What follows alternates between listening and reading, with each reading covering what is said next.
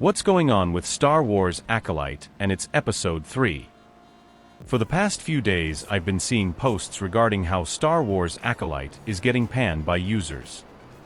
But in one thread, there were a bunch of people giving their hot takes about how much Episode 3 stunk, without ever specifically saying what happened. People were posting the clip from South Park where Cartman was a Disney exec and says that for every show, you need to add a chick to it and make her gay.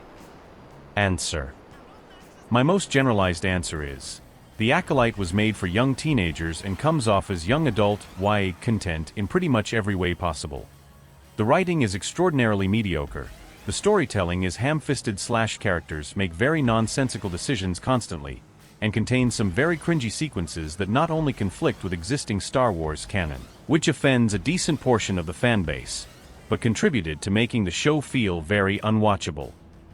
This show has a reputed $180 to $200 million budget, and there's a lot of areas in which the show feels like maybe a quarter of that budget was used with any efficacy.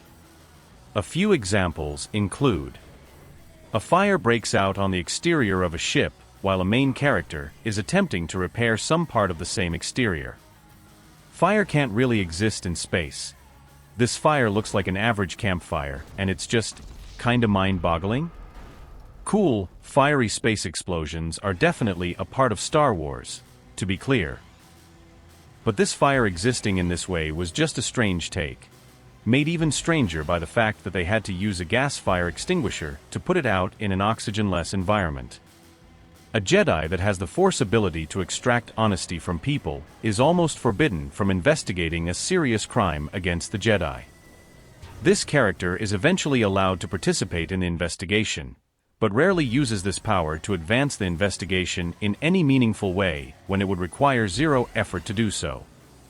Two characters that spent 1.5 decades apart, who happen to be twins that grew up in distinctly different lives, look exactly the same. Down the same haircut, down to the same hair length. A completely stone structure burns to the ground. Somehow. A Jedi hands a lightsaber to a 6-year-old child and doesn't explain how implicitly dangerous it is, like that's a normal thing to do. Imagine handing a 6-year-old a loaded firearm, because you think they're going to grow up to be a cop. There's many more inconsistencies and extremely silly sequences just like these.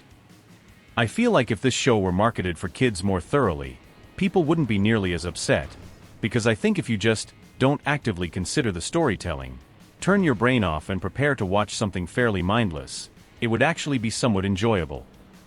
I feel like some of the criticism of this show isn't as strong as folks would like to believe. The commentary on the wokeness of the show often feels misogynistic to me and is hard to accept because of it. The problem is, we were given Andor. And that set a bar that other Star Wars shows since have largely failed to meet. And the above suggestion about marketing was not made more apparent. Edit to explain how this answer pertains to the question of the post. All of these issues and elements that I've discussed culminate into Episode 3, which seemingly goes out of its way to generate extremely inconsistent storytelling that is both remarkably bad as it is confusing.